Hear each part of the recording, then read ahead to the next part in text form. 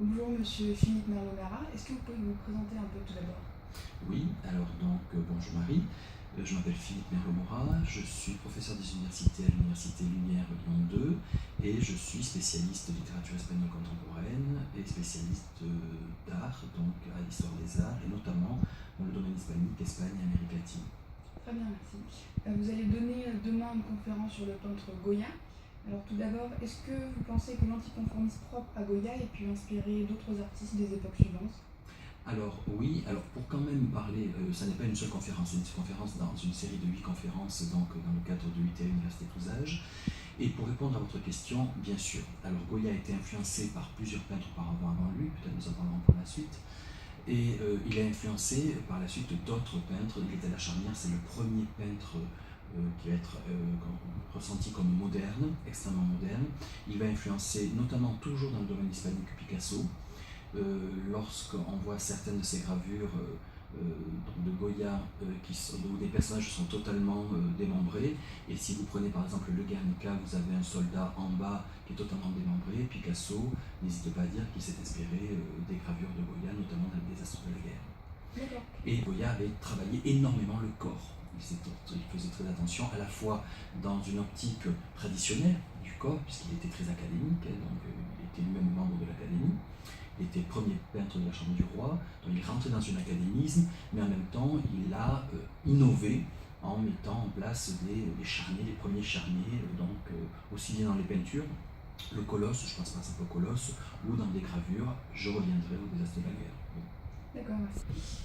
Concernant ses contemporains, de quels artistes Goya était-il proche ou au contraire en conflit?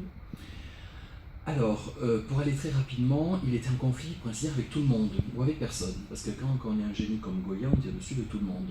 Mais du coup, il y a beaucoup de rivalité et beaucoup d'inimitiés qui se mettent en place. Alors, contemporain, c'est un peu paradoxal, puisque c'est son beau-frère, Bayeux, qui le fait rentrer à la cour pour peindre les premières cartons pour tapisserie des palais royaux, à la cour de Charles IV, en Espagne. On peut penser qu'il va bien s'entendre avec son beau-frère, et pas du tout. Une rivalité va s'installer très rapidement et il va y avoir une distension. Alors ensuite, de ses contemporains de qui il était proche, un petit peu de tout le monde, mais il était au-dessus. Par contre, si on doit élargir cela dans le temps, je penserais aux artistes qui l'ont énormément inspiré, et notamment Velázquez.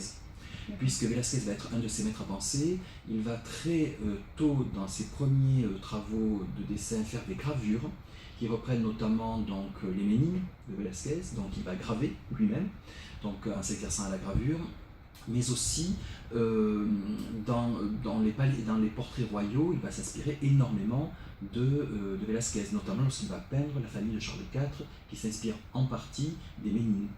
D'accord. À titre personnel, quelle est la partie du sujet que vous préférez traiter? Toutes. D'accord. Toutes, parce que c'est quand même un auteur qui a beaucoup de périodes. Il y a la période où il va rentrer d'abord avant d'arriver à la cour, où il commence à peindre pas mal et des thèmes religieux, notamment pour des institutions religieuses à Saragosse, parce que c'est un Aragonais. Puis ensuite, grâce à son beau-frère dont je vous ai parlé, il va passer à la cour, et là il va peindre donc sur des cartons, vraiment de vrais cartons, des cartons qui étaient utilisés pour faire des tapisseries ensuite que l'on mettait dans les palais royaux.